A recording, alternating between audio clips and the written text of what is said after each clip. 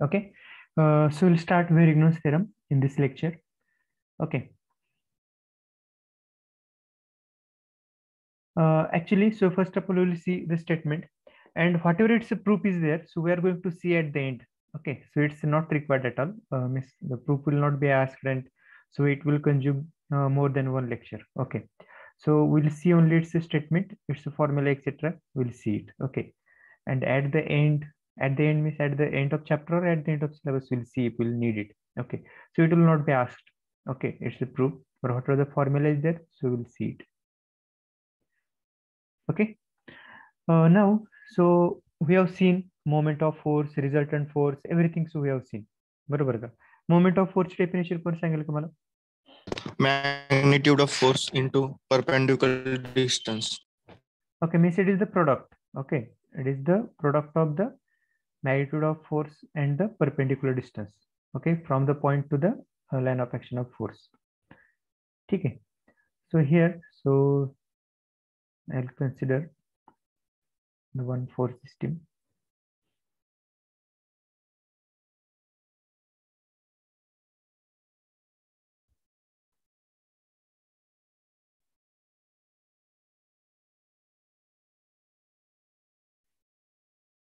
Suppose like these two forces are there. So I'll consider it as a F1 and this as a F2. So which type of force system will form these two forces? Push type. Force system चा type कुठला आहे sir? Non-concurrent. Non-concurrent, sir. आणखीन एक नाव देऊ शकतो आपण त्याला? Unlike parallel. Parallel. Very good. Like parallel. Unlike parallel. Okay. आता Verigno's theorem काय सांगते बघा? Okay. So what it tells,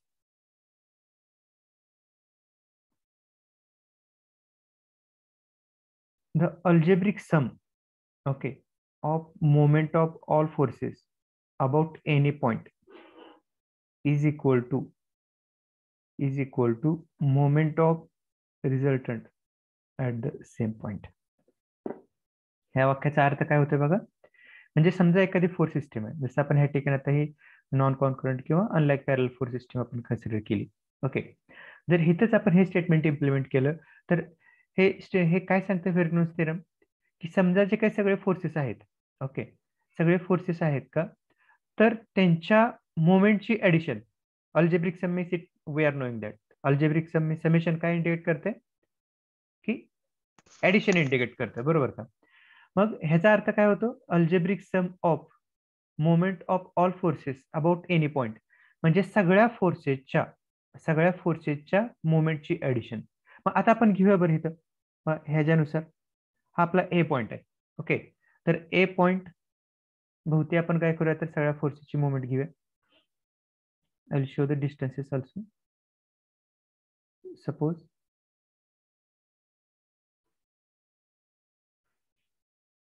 this is D1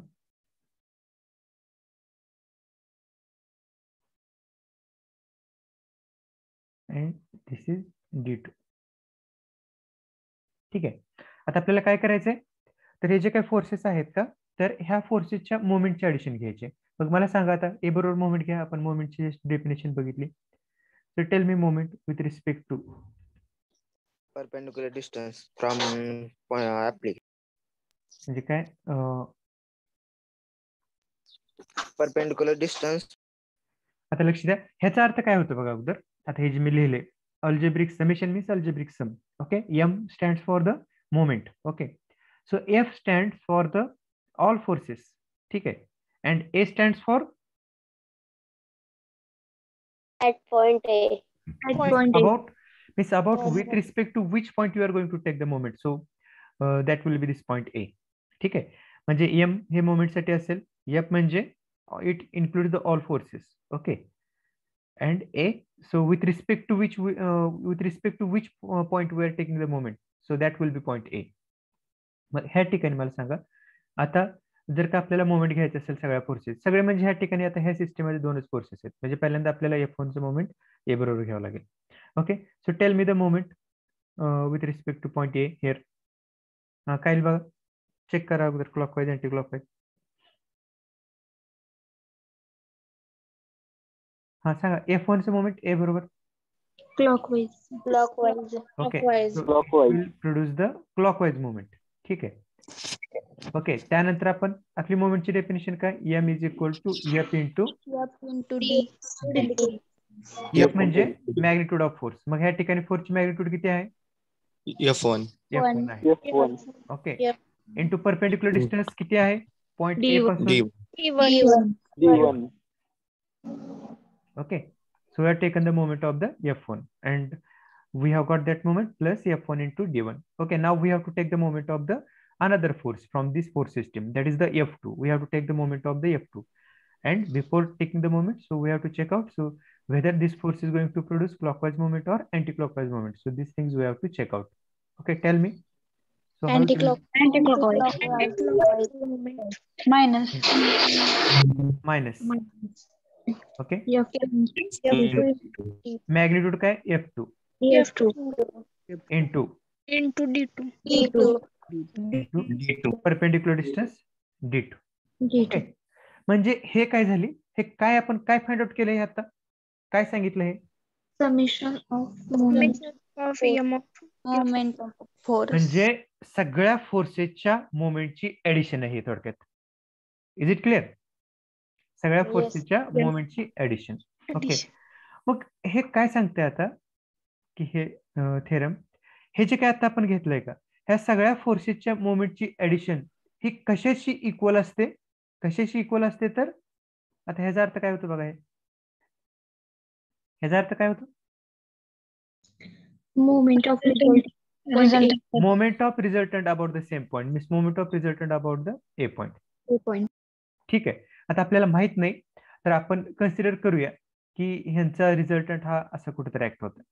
okay, हे ऍज्युम केलं बरं का आपण, ज्यावेळेस आपल्याला सगळं डिटेल्स अवेलेबल असतं त्यावेळेस आपण एक्झॅक्ट पोझिशन, त्याची डायरेक्शन हे सगळं सांगू शकतो, म्हणजे अपवर्ड आहे, डाऊनवर्ड आहे, काय पोझिशन आहे, हा समजा तुमचा रिझल्टंट आहे. ठीक आहे, आणि हे तुमचं काय, तर त्या रिझल्टंटचं परपेंडिक्युलर डिस्टन्स डी आहे. ठीक आहे, मग ह्याचा अर्थ काय होतं, so again M stands for the moment. Okay, R stands for resultant, A stands for the moment, A stands for the point with respect to which we are taking the moment. Okay, मग आता मला सांगा, ह्याचा अर्थ काय होतं की ह्या रिझल्टंटचं मोमेंट पॉईंट ए बरोबर. मग आता ह्या रिझल्टंटचं जर का मोमेंट आपल्याला पॉईंट ए बरोबर घ्यायचं असेल तर ते काय येणार, Clockwise. Plus R into into काय असेल, D. ओके, म्हणजे हे काय येते, आर इंटू डी.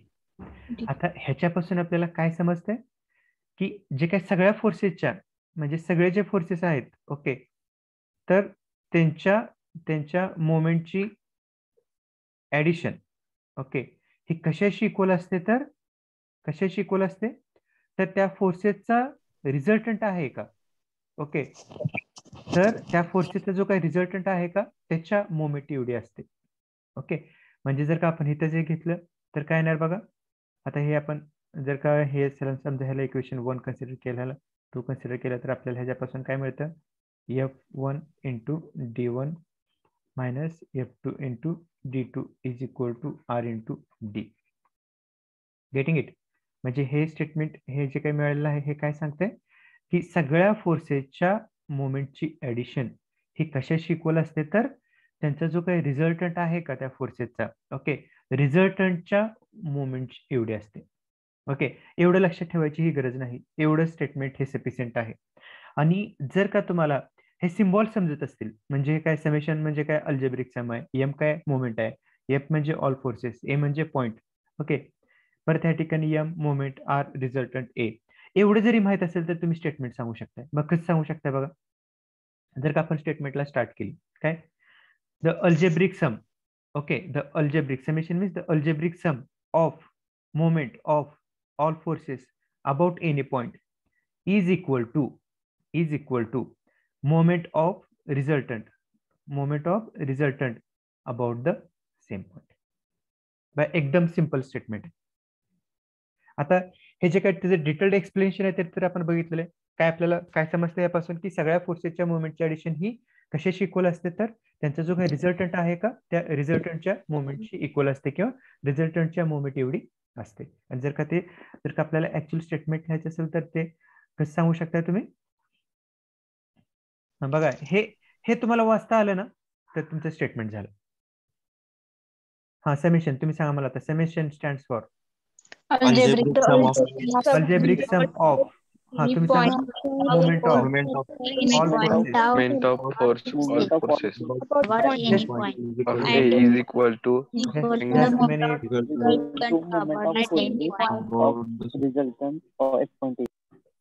झालं. मी काय सांगितलं अगोदर एक जण सांगितलं तर ते उत्तर होतं नाही तर ते गोंधळ होतं. ठीक आहे. हा एक जण सांगा मला. The algebraic sum of the moment of all forces at any point is equal to moment of resultant at any point. About the same point. About the same point. हा त्याच पॉइंट भोवती मोमेंट घेत असतो आपण रिझल्टंटचा पण.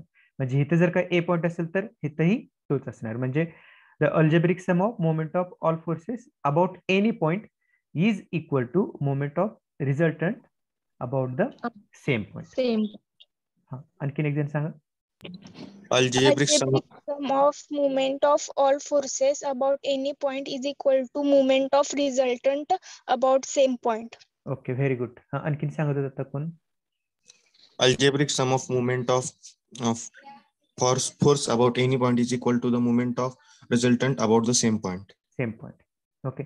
आता मला मी जसं हे स्टेटमेंट झालं सांगितलं हे एक झालं स्टेटमेंटचा भाग. मी इथे सांगितलं होतं की ह्याचा अर्थ काय होता ऍक्च्युली. त्याचा ऍक्च्युली अर्थ काय होतोय की समजा जशी फोर्स सिस्टीम आपण एखादी कन्सिडर केली की आता ह्या ठिकाणी आपण एक फोर्स सिस्टीम कन्सिडर केली. ओके. ज्यामध्ये कुठले फोर्सेस ऍक्ट होत आहेत F1 आणि F2. ओके.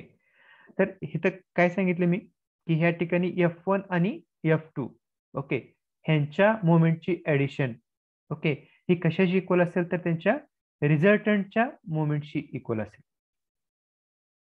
ठीक आहे. म्हणजे F1 F2चं मोमेंट हे कशाशी इक्वल येणार आहे तर तुमचं जे काही रिझल्टंट आहे का त्या रिझल्टंटच्या मोमेंट एवढं येणार आहे.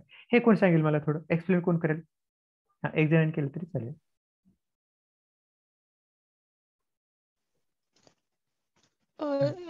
F1 आणि F2 च ए पॉइंट सोबत जे मुवमेंट आहे तेवढंच ए पॉइंट भोवती रिझल्टंटचं मुवमेंट बरोबर Right. सेम असतं. सेम असणार. Okay very good. Anyone again.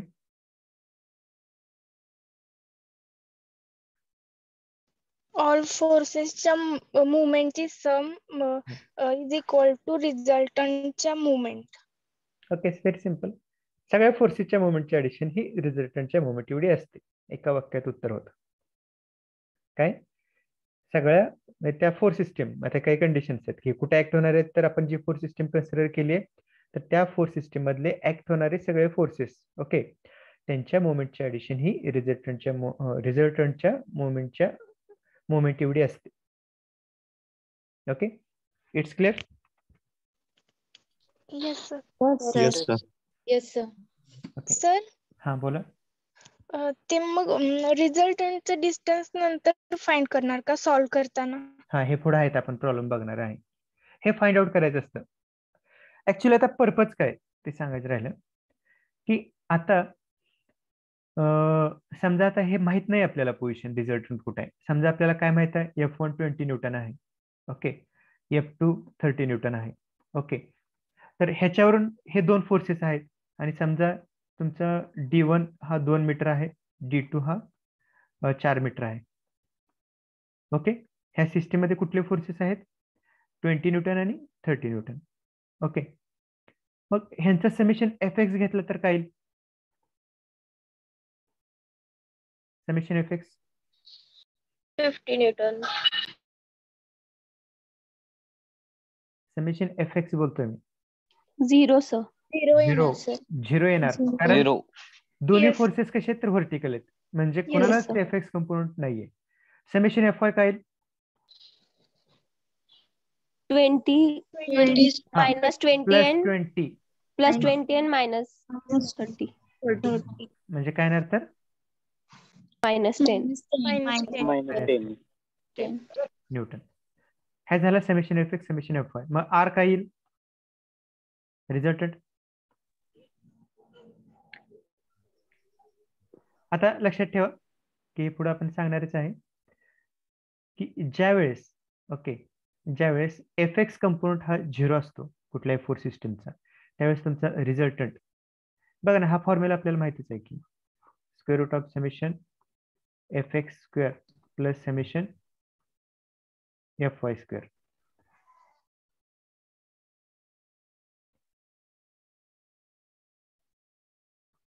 Okay, मग इथं जर एफ एक्स जर का 0 असेल तर R is equal to under root summation of fy square. म्हणजेच काय स्क्वेअर रूट जाईल सर आणि Summation of fy. Summation F Y म्हणजे आर इज काय होणार समेशन एफ वाय. आणि समजा जर का दोन्ही फोर्सेस हॉरिझॉन्टल आहेत, ह्याचा अर्थ काय होणार तर समेशन एफ वाय 0 आहे, तर त्यावेळेस रिझल्टंट काय होणार Summation of fx. Is it clear. मग आता ही जी केस बघितली आपण, ह्यामध्ये हे कसे की आपला समेशन एफ एक्स 0 आहे म्हणजे रिझल्टंट तुमचा काय येणार Minus 10 Newton. Is equal to summation F Y येईल म्हणजेच -10. ओके, आणि दुसरा प्रश्न येतो की डायरेक्शन, रिझल्टंटची डायरेक्शन. आता ह्या ठिकाणी थिटाची गरज आहे का, कारण ह्या ठिकाणी डायरेक्टली दोन्ही कसे आहेत तर व्हर्टिकल फोर्स आहेत. म्हणजे तुम्ही डायरेक्टली ह्यामध्ये तुम्हाला हे सांगावं लागेल की अपवर्ड आहे का डाऊनवर्ड आहे रिझल्टंट.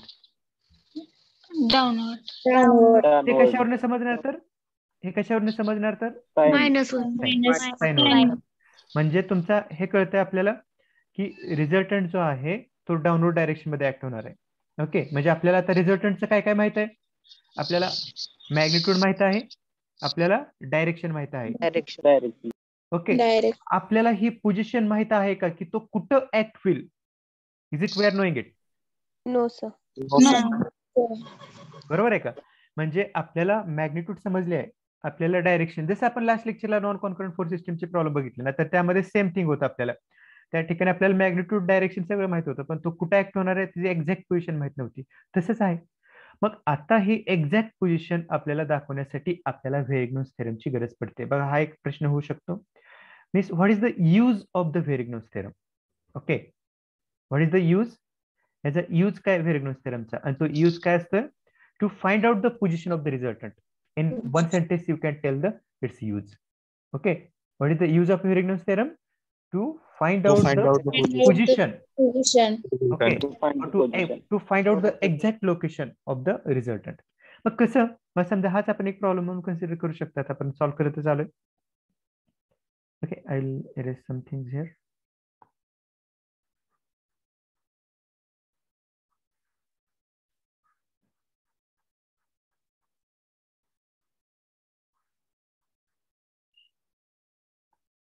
ठीक आहे, आता आपल्याला रिझल्टंटची मॅग्निट्यूड माहित आहे. So it is how much -10 Newton.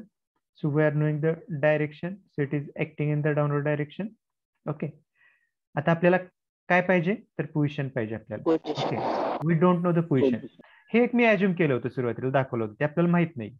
Okay, मग थोडक्यात म्हणजे काय फाइंड आउट करायचं आपल्याला काय फाइंड आउट करायचंय, डिस्टन्स डी फाइंड आउट करायचं आपल्याला. ह्याच्यामध्ये जर का बघितलं तर रिझल्टंटची पोझिशन आपण कशाने दाखवतोय, डी ने दाखवतोय. Okay, so D so it represent the distance of the resultant from the given point. ठीक आहे, म्हणजे त्यासाठी आपल्याला व्हेरिग्नोस थेरम यूज करावा लागतो. ओके, मग व्हेरिग्नोस थेरम काय, हे व्हेरिग्नोस थेरम आपला the algebraic sum of moment of all forces about any point is equal to moment of the resultant about the same point. म्हणजेच काय तर हे आर इंटू डी. बरोबर का. म्हणजेच का आपल्याला काय मिळतंय, moment of all forces about any point is equal to R into D. D आपण परपेंडिक्युलर डिस्टन्स हे कन्सिडर केलेलं आहे. मग आता आपल्याला रिझल्टंटची मॅग्निट्यूड माहित आहे. ओके, डिस्टन्स माहित आहे का, जे आपल्याला फाइंड आउट करायचं आहे ते actually. Okay, we are knowing it. आपल्याला मोमेंट माहित आहे का, माहित आहे. Yes sir. नाही ना, आपल्याला फाइंड आउट करावं लागणार आहे. मोमेंट माहित आहे आणखीन घेतलंय का आपण? नाही घेतलं. म्हणजे आपल्याला काय करावं लागेल अगोदर? You can mention so by taking moment. Okay, तुम्हाला मोमेंट फाइंड आउट करावं लागेल by taking moment about point A, आणि तुम्हाला हे फाइंड आउट करावं लागेल. ओके, हा आता घ्या मोमेंट या ठिकाणी. आता हे तर घेतलेलं डिस्टन्स आपण 20चं मोमेंट ए बरोबर. क्लॉकवाईज का anti clockwise? Clockwise. Plus 20 into perpendicular distance किती आहे? 2 आहे. 2. त्यानंतर 30चं मोमेंट क्लॉकवाईज का अँटी क्लॉकवाईज?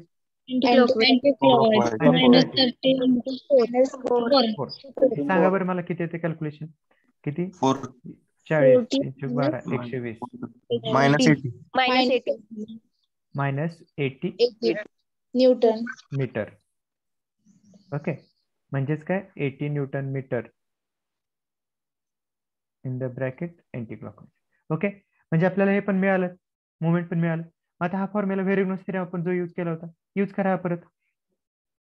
काय? Summation of moment with respect to A already that we have calculated is equal to किती असते? R into D. मग आपण आता कॅल्क्युलेट केला येतो, किती आला आपला? हा -80 न्यूटन मीटर. इथेही मॅग्निट्यूड घ्यायची, इथेही मॅग्निट्यूड घेऊ शकता तुम्ही मोमेंटची. 80. हा, आर किती आपला? 10 -10 मॅग्निट्यूड घ्या. Actually take the magnitude. ठीक आहे, इंटू डी. म्हणजे किती आला आपला? डी किती आला बघा? 8 मीटर. 8 मीटर. हे खूप महत्वाचं आहे की हे कुठल्या पॉइंट पासून घेतलंय तुम्ही? कुठल्या पॉइंट पासून? From A point.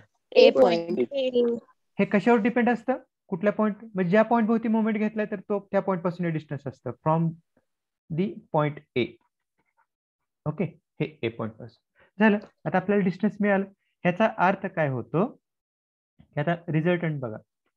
रिझल्टंट हा 10 न्यूटन आहे मॅग्निट्यूड, त्याची डायरेक्शन डाऊनवर्ड आहे, आणि त्याची पोझिशन हे किती आहे? तर D is equal to 8 metre from point ए.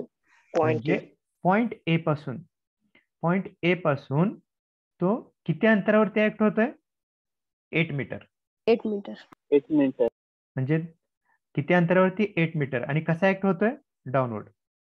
म्हणजे तुमचा हा असा रिझल्टंट हा डाऊनवर्ड डायरेक्शन मध्ये ऍक्ट होणार. हा R is equal to 10 newton. आणि हे जे काही डिस्टन्स आहे का, हे डिस्टन्स तुमचं किती असेल? तर 8 metre. D is equal to 8 metre. 8 metre. झालं. आपले जे काही प्रॉब्लेम्स बघायचे का, आपले हेच आहेत प्रॉब्लेम जे आपण पुढे बघणार आहे. Is it getting it? Means by using the Varignon's theorem.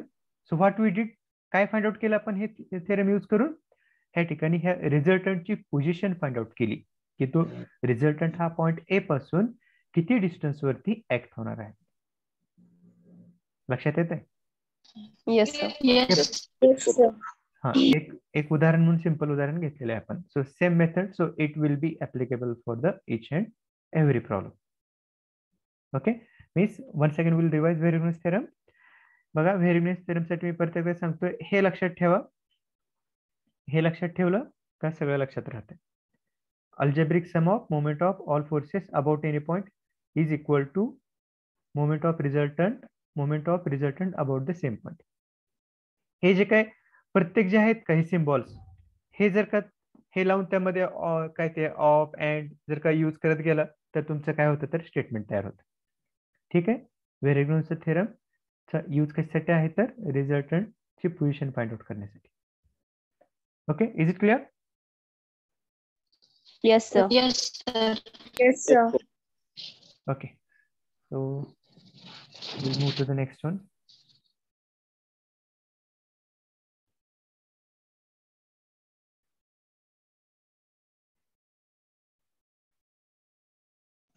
Sir, हा, बोला की. ती स्लाइड गेली ना, मला तिथे डाऊट होतो. Okay, just minute.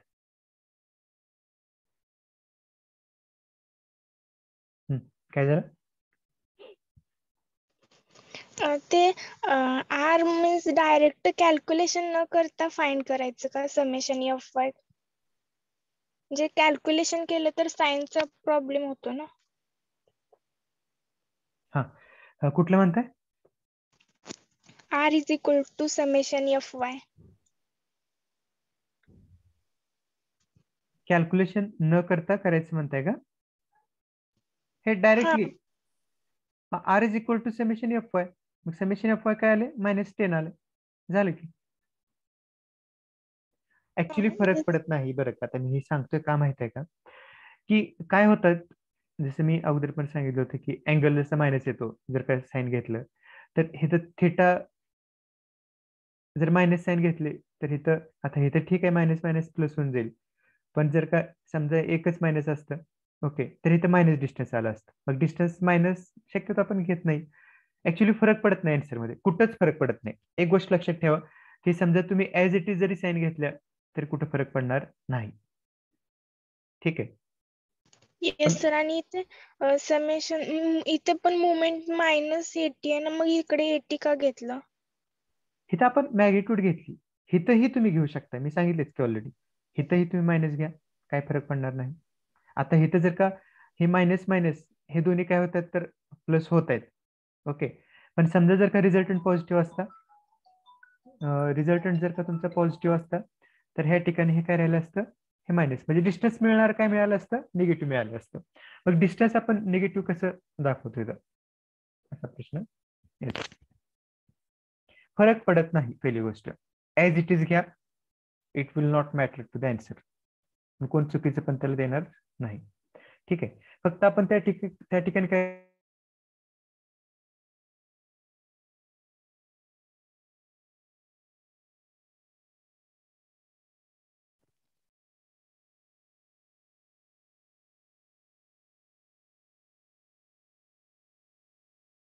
हा, is it clear Metkari? Hello sir. हा, hello sir sir voice 2 break minute break झालेला सर. झाला होता सर. काहीच ऐकवलं नाही सर. 1 मिनिट. ते कसं आहे, मोबाईलवरती जोडलेलं असल्यामुळे ते कॉल आला ना, ब्रेक होत आहे.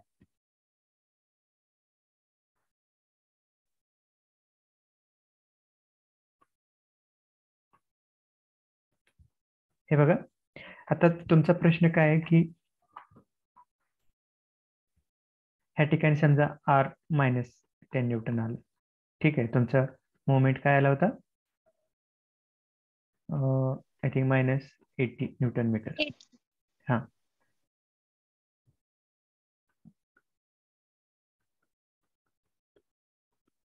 ठीक आहे. इथं तुम्ही -80 घेऊ शकताय, इथं -10 घेऊ शकताय, इंटू डी. मिळणारं आन्सर किती आलं? तुमचं 8 मीटर आलं. ठीक आहे. फरक पडणार नाही काही. ओके. समजा आता काय होतं की हे दोन्ही काय होते, निगेटिव्ह निगेटिव्ह पॉझिटिव्ह झाले. समजा ह्यातला एक पॉझिटिव्ह असतं, मोमेंट निगेटिव्ह असतं, तर तुमचं येणारं डिस्टन्स काय आलं असतं? मायनस आलं असतं, निगेटिव्ह आलं असतं. ओके. मग आपण काय करतोय, हा, लिसन इट केअरफुली. आता काय काय गोष्टी आहेत ना, हे कन्फ्युजन करण्यापेक्षा मी थोडं स्किप करतो. ओके. मग ह्यामध्ये आता ह्या निगेटिव्ह डिस्टन्सचा अर्थ काय होईल मला सांगा? ह्याचा अर्थ काय होईल? डिस्टन्स निगेटिव्ह नसतं सर. तसं डिस्टन्स निगेटिव्ह नसतं ना. हा, ठीक आहे, बरोबर आहे. डायरेक्शन इंडिकेट करतं. निगेटिव्ह साइन मीन्स डाउनवर्ड ना. लक्ष द्या आता. ठीक आहे, तुमचे आन्सर आले. पहिली गोष्ट की डिस्टन्स आपण निगेटिव्ह घेत नाही. आता काही ठिकाणी काही बुकमध्ये वगैरे काय केलेलं आहे, तर समजा जसं आपल्या ह्या ठिकाणी हा एक फोर्स घेतला होता आपण F1, हा F2 होता, म्हणजे आपण वाटतं की 30 घेतला होता आणि हा 20 आय थिंक असं वाटतं. ओके, आणि हा आपला पॉइंट होता. ओके, तर आता आता ह्या केसमध्ये काय आलं होतं की आपलं हे निगेटिव्ह होतं, त्यामुळे हे पॉझिटिव्ह आलं होतं, म्हणजे आपला रिझल्टंट हा इथं ऍक्ट होत होता. ओके.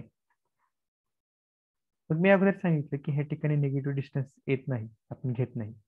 मग काही काही ठिकाणी असं केलेलं आहे, ओके, की ज्यावेळेस निगेटिव्ह असेल ना, तर ह्या साईडला घेतलंय डिस्टन्स.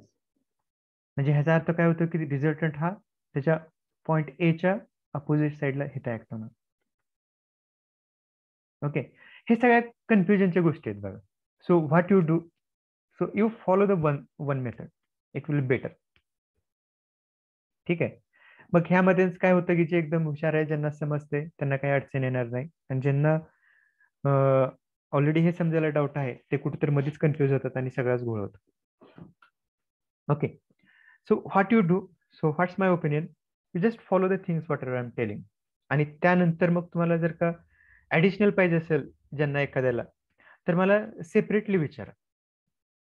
ओके, त्यामध्ये प्रत्येक गोष्टीच मग उत्तर आहे. So what will do, will follow the one thing. जसं मी सांगितलं की ह्या ठिकाणी ज्यावेळेस तुम्ही मी अगोदर पण सांगितलं की टॅन थिटा घेताना summation F y by summation F x. इथं पण मी काय सांगितलं की टेक मॅग्निट्यूड, इथं पण only take magnitude. Okay, here only also magnitude. प्रश्न येणार नाही निगेटिव्ह ह्याचा वगैरे. आणि ते कसं पुढं करायचं वगैरे मी सांगतोय त्या ह्या केसमध्ये. ओके, मग आता एक मला सांगा की तुमची रिझल्टंट हे फोर्सेस इकडे आहेत, इथे ऍक्ट होत आहेत. ओके, मग ह्या केसमध्ये रिझल्टंट तर ह्या केसमध्ये इकडे जाणे शक्यच नाही ना, कारण फोर्सेस इथं आहेत आणि रिझल्टंट ह्या साईडला कसं ऍक्ट होऊ शकतो त्यांचं? शक्यच नाही. Getting it. मग म्हणजे ह्याचा अर्थ काय की तुमचं ते मोमेंट निगेटिव्ह आलं होतं, रिझल्टंट निगेटिव्ह, ते निगेटिव्ह होऊन बराबर पॉझिटिव्ह झालं, बरोबर का? आणि काय झालं तर तुमचा येणारा आन्सर डिस्टन्स हे पॉझिटिव्ह मिळालं, म्हणजे ह्याच ठिकाणी आलं ते. ओके, मग ह्या ठिकाणी हे कन्फ्युजन वगैरे अवॉइड करण्यासाठी ह्या गोष्टी थोडं ऍज अ काय म्हणू शकता तुम्ही, as a rules you can follow it.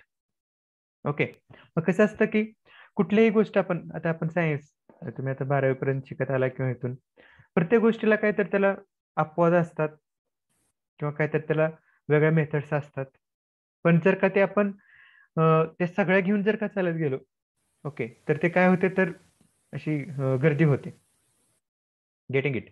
मग त्यापेक्षा सगळ्यात महत्वाचं काय की आपला अगोदर कन्सेप्ट क्लिअर करून व्यवस्थित आपण गेलं पाहिजे. ओके, आणि ह्याच्या पाठीमागचं इंटेन्शन माझं काय असतं की कन्फ्यूज कधी व्हायचं नाही. So confusion is the very danger thing. ठीक आहे, एक वेळेस एखादा पॉइंट नाही आला तरी चालेल, पण कन्फ्युजन झालं तर सगळंच अवघड होऊन जातं. एक सिंपल गोष्ट सांगू का, you just follow the things whatever I am telling, simply it will better. Okay, and if you have any doubt more than that, so you can ask me, you can message me. ठीक आहे, किंवा at the end of the lecture you can ask me. म्हणजे ह्याचं काय होतं आता उदाहरणार्थ की जे काय आपली लिंक असते चाललेली असते, ते काय होते तर पूर्ण ब्रेक होते. ठीक आहे, हा, पण हा डाऊट क्लिअर होतो का सगळ्यांचा? सर मला एक क्वेश्चन आहे.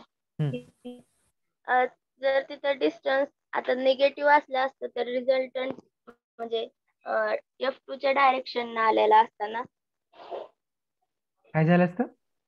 जर डिस्टन्स 8 मीटर तिथं आता सध्या पॉझिटिव्ह आहे, जर निगेटिव्ह असलं असतं तर F2 च्या डायरेक्शनला रिझल्टंट असला असता ना? नाही, तुम्ही ऐकलंच नाही मी सांगितलेलं काय. मी काय सांगितलं हे, मी काय सांगितलं बरं, हे कशासाठी हा एरो हेड इकडे कशासाठी दाखवला होता? निगेटिव्ह डायरेक्शन साठी. त्यासाठी एक गोष्ट तुम्ही लक्षात ठेवा बघा, मी परत एकदा सांगतोय, almost 99.99% I am giving the answers of all the questions. Listen carefully. आणि जर का तुम्ही हे तुमचे येत असतील प्रश्न तर तुम्ही व्यवस्थितपणे ऐकत नाही. ठीक आहे, so don't be confuse. Okay, any doubt? No sir. S Bhavikatti book आहे का कोणाकडे, बघितलं का? ओपन केलं? आहे सर. यस. किती चॅप्टर आहेत त्या बुक मध्ये? बघितले किती चॅप्टर आहेत टोटल?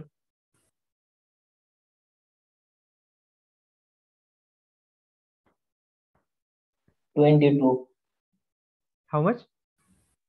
22. आपण किती शिकतोय? आपले किती आहेत?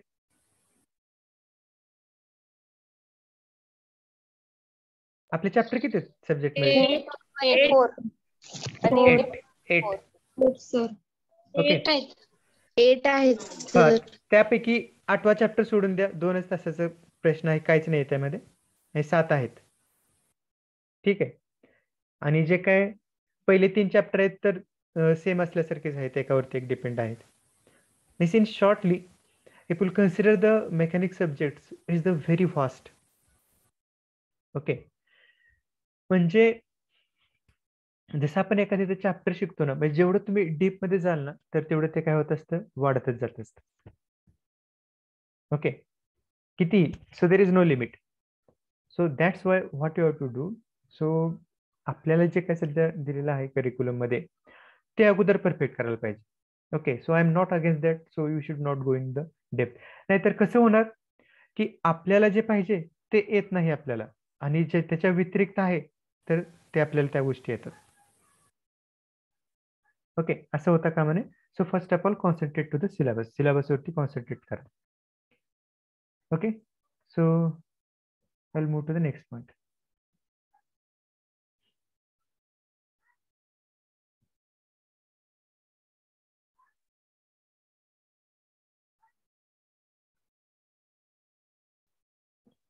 Okay. Is it visible? This one? Yes, Yes, sir. sir. Yes, sir. ठीक आहे. हेच आपलं व्हेरी नोन थेरमचं प्रूफ आहे. हे बघा, आपण ज्या पॉईंट भोवती मोमेंट घेतो ना, तर त्या पॉईंटला आणखीन एक वर्ड आहे, ह्याला मोमेंट सेंटर पण म्हणतात. Okay, so we are calling it as a moment centre also. So this is the proof, so it will not be asked, so we'll see it at the end.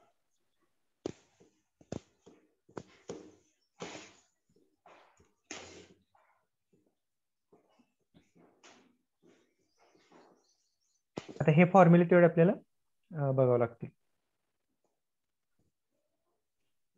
Summation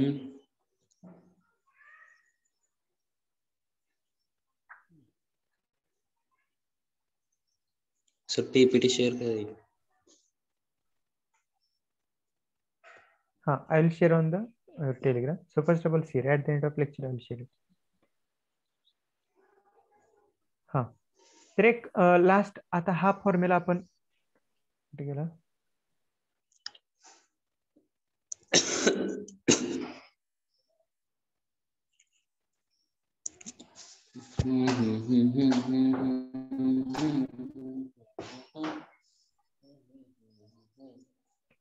Jadhav Vinayak.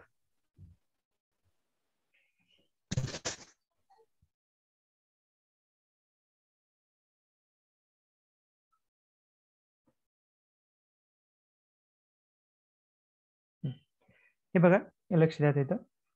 So we have to find out the X and Y intercept of the resultant. मग आता ही sketch तुम्ही बघू शकताय. Yes sir. हा, तर ह्या sketch मध्ये जर का तुम्ही बघितलं, इथं काय केलेलं बघा, एक स्केच ड्रॉ केलं याप्रमाणे. ओके, ड्रॉ लाईक दिस. हा रिझल्टंट आहे, असं काय अज्युम केलं आपण ह्या डायरेक्शन मध्ये तो ऍक्ट होता. ओके, मग जसं आपण एखाद्या फोर्सचे कंपोनंट कशाने दाखवतो, एफ एक्स आणि एफ वाय. ओके, तसेच आपण रिझल्टंटचे कंपोनंट हे कसे दाखवू शकतोय, आर एक्स आणि आता आणखीन एक सांगू शकताय, रिझल्टंटचा कंपोनंट एक्स डायरेक्शन मध्ये, त्याला दुसरा शब्द काय की आपण जे यूज करतो, म्हणजे त्याचा अर्थ काय होणार आहे? आर फाइंड आउट केले आपण, आरचा फॉर्म्युला आठवा. Summation Summation of fy equal to 0. Summation fx. Summation F Y means R X म्हणजेच काय तुमचा resultant in X direction means summation F X. Okay, and resultant in Y direction means summation fy. Okay, मग आता ह्या ठिकाणी समजा हा resultant असा ऍक्ट होतोय. मग आता ह्याचे कंपोनेंट्स दाखवायचे म्हणले तर ह्याचे 2 कंपोनेंट्स होणार. ओके, हा तुमचा काय असेल त्याचा व्हर्टिकल कंपोनेंट, म्हणजेच कुठला आर वाय म्हणजे समेशन एफ वाय. दुसरा कंपोनेंट इथे दाखवू शकतो मी किंवा इथे दाखवतो. Okay, so so it will be R X. ठीक आहे, म्हणजेच हा काय झाला तर समेशन ओके. मग आता हे एक्स इंटरसेप्ट आणि वाय इंटरसेप्ट काय आहेत बघा. ओके, आता हे जे काही डिस्टन्स आहे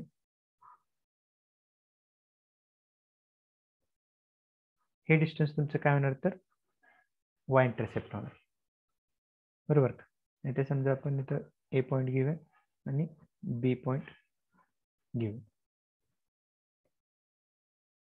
आणि हा तुमचा ओ. आता हिथं जर का आपल्याला हे दोन्ही डिस्टन्स फाइंड आउट करायचे, कुठले, वाय पण फाइंड आउट करायचे आणि एक्स पण फाइंड आउट करायचे. म्हणजे हे तुमचं डिस्टन्स हे एक्स इंटरसेप्ट असणार आहे. Okay, so this will be x. मग आता ह्या केसमध्ये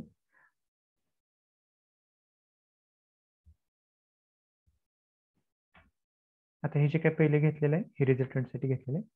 so what will do, so first of all so will find out the it's one component, one by one component will find out. समजा जर का आपल्याला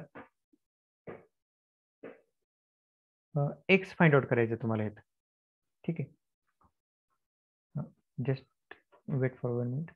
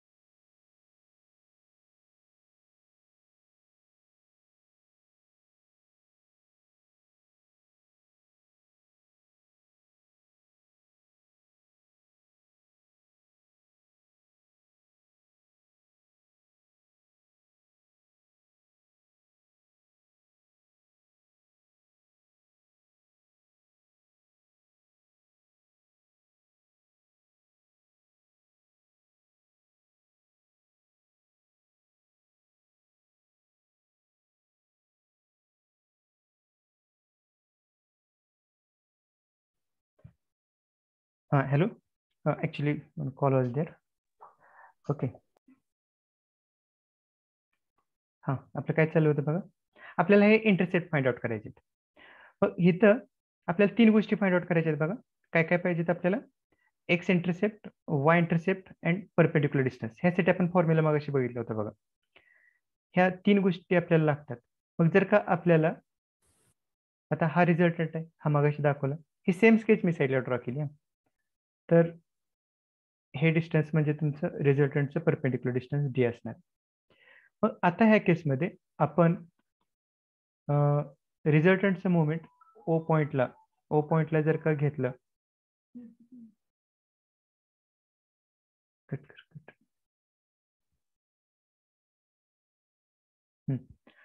ओ पॉइंटला जर का घेतलं आणि आपला हा फॉर्म्युला वापरला, म्हणजे व्हेरिग्नोस थेरमच वापरतो आपण. मिस algebraic sum of moment of all forces about the point O is equal to moment of resultant about the point O. मग इथं तुमचं काय येणार आहे, हे सेम राहील. Algebraic sum of moment of all forces is equal to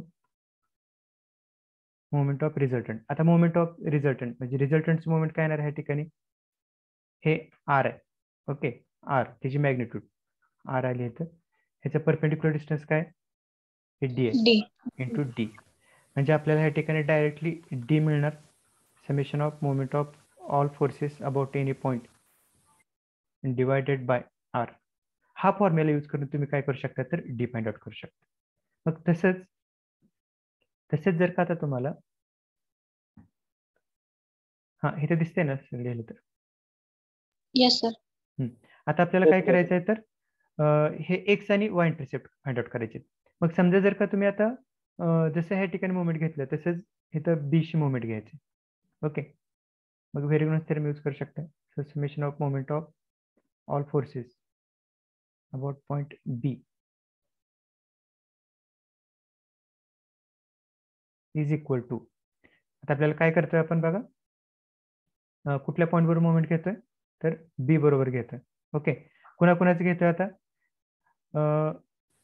ह्या ठिकाणी आता हे जे काही रिझल्टंट आहेत का, हे रिझल्टंटच्या कंपोनंटचं म्हणू शकता तुम्ही. मग एकतर तुम्ही त्याला ह्या रिझल्टंटला इथं रिझॉल्व्ह करू शकताय किंवा इथं करू शकताय. ठीक आहे, मग आता आपल्याला हे काय करायचे तर फॉर्म्युले डिराईव्ह करायचे. ठीक आहे, त्यानंतर आपण हे यूज करणार आहे. मग जर का आपण आता बी पॉइंटला जर का मोमेंट घेतलं तर बघा तुमचं ह्या ठिकाणी ह्याचा एक कंपोनंट, ओके, कुठला, हा आर वाय कंपोनंट, हा आर वाय कंपोनंट काय होईल तर 0 होईल. राहतोय कुठला, आर एक्स कंपोनंट राहतोय. म्हणजे काय नाही या ठिकाणी एक लिहू शकता तुम्ही आर वाय इंटू 0 येणार, आणि दुसरा कंपोनंट कुठला येतो तर R X, okay, R X into perpendicular distance काय तर वाय. म्हणजे तुमचं वाय इंटरसेप्ट काय मिळालं, the algebraic sum of moment of all forces, okay, at point B divided by काय तर आर एक्स येईल. म्हणजेच काय तर समेशन एफ एक्स येणार आहे. एम आणि इथं काय आर एक्स म्हणजेच काय तर समेशन एफ एक्स. ओके, मग तसंच आता एक सेपरेट स्केच तुम्हाला त्यासाठी ड्रॉ करावं लागेल. आता फास्टली मी काय करतो तर ह्यामध्येच तुम्हाला दाखवते, वाटल्यास आपण पुढे एकदा हे रिपीट करूया. हां, मग सिमिलरली एक्स साठी तुम्ही सांगू शकता डायरेक्टली. आता एक्स साठी काय येईल मग, moment of all forces with respect point divided by, इथं एफ एक्सच्या ऐवजी काय चेंज होईल फक्त Summation F point. ठीक आहे, तर हे 3 फॉर्म्युलेज आपल्याला यूज करायचे. So this is first, second and this D. Okay, ठीक आहे, पुढलं लेक्चर चालू होईल, त्यासाठी आपण इथं थांबूया. In the next lecture once again I will revise this. हे पुढे आपण आणखी एकदा बघू. ठीक आहे, just wait, I will take the